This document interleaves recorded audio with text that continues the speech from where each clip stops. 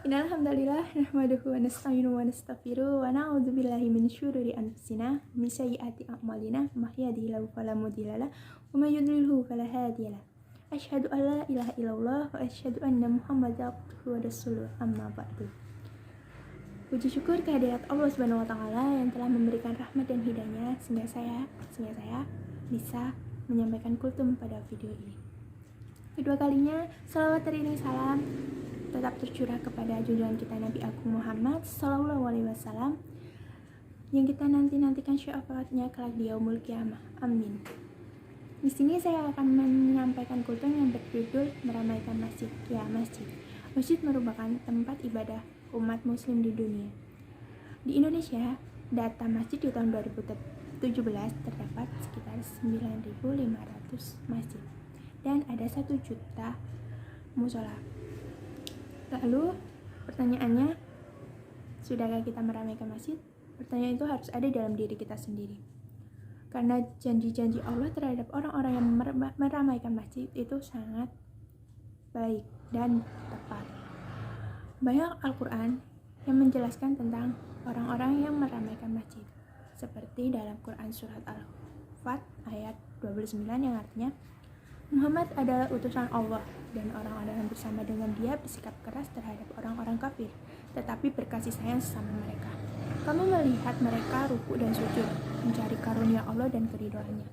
Pada wajah mereka tampak tanda-tanda bekas sujud. Demikianlah sifat-sifat mereka yang diungkapkan dalam Taurat dan sifat-sifat mereka yang diungkapkan dalam Injil, yaitu seperti benih-benih yang mengeluarkan tunasnya, kemudian tunas itu semakin kuat, lalu menjadi besar dan tegak lurus di atas batangnya.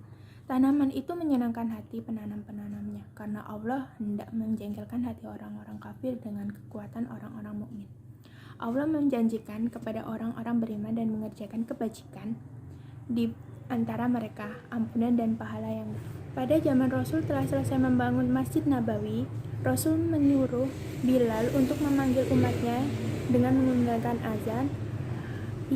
Bilal naik ke loteng tetangga masjid. Suatu hari sang pemilik rumah belum terbangun. Kemudian Bilal mengumandangkan azan di dalam Masjid Nabawi, namun suaranya tidak terdengar hingga jauh. Kemudian Rasulullah SAW memerintahkan Bilal untuk membangun menara, dan setelah menara jadi, Bilal hanya naik 5 kali. Dan setengahnya Rasulullah SAW yang menaikinya. Pada suatu pagi, Rasulullah SAW menaik ke atas menara untuk melihat jiran-jiran masjid setiap pagi. Kemudian pada pagi itu, Rasulullah sedang mengawasi rumah-rumah yang ada di sekitar masjid. Kemudian ada satu rumah yang tidak berasap. Kemudian Rasulullah SAW mendatangi rumah tersebut dan berkata, "Wahai Fulan, kenapa rumahmu tidak berasap?" Kemudian Fulan berkata, "Wahai Rasulullah, aku tidak memiliki apa-apa di rumah." Lalu kemudian Rasulullah SAW memanggil Fatimah dan menyuruhnya untuk memberikannya makan. Kejadian tersebut terulang kembali pada masa Sayyidina Umar bin Khattab.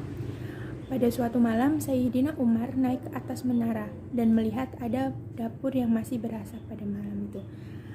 Didatangilah rumah tersebut dan berkata, "Wahai ibu, kenapa rumahmu masih berasap sedangkan ini sudah malam?" Kemudian ibu tersebut menjawab, "Lihatlah Umar, aku mempunyai 2 anak yang kelaparan hingga menangis seharian. Dia kelelahan hingga tertidur. Setiap ia bangun, dia berkata, 'Ibu, apa makanannya sudah siap?' Dan aku selalu menjawab, 'Lihatlah, apakah batu itu sudah melunak?' Dahulu di zaman Rasulullah saya tidak pernah merasa kelaparan seperti ini. Namun pada masamu saya selalu merasa kelaparan. Wahai Umar, bisakah kamu membantuku?" Kemudian Umar pergi dari rumah tersebut dan saya ingin memberikan gandum dan daging kering ini untuk seseorang ibu. Naikkan gandum ini ke punggungku. Wahai Umar, biarkan saya saja yang membawanya. Tidak, ini sudah tugasku. Kemudian Umar datang ke rumah tersebut dan memberikan gandum terigu. Wahai ibu, ini gandum dan daging kering. Masaklah ketika anakmu bangun dan berikan kepada mereka. Jadi, kesimpulannya yaitu kita harus bisa meramaikan masjid dan bisa memakmurkan masyarakat yang ada di sekitar masjid. Tidaklah bagus jika masyarakatnya masih miskin dan masjid kita menjadi bagus namun tidak dengan masyarakatnya. Sekian, terima kasih.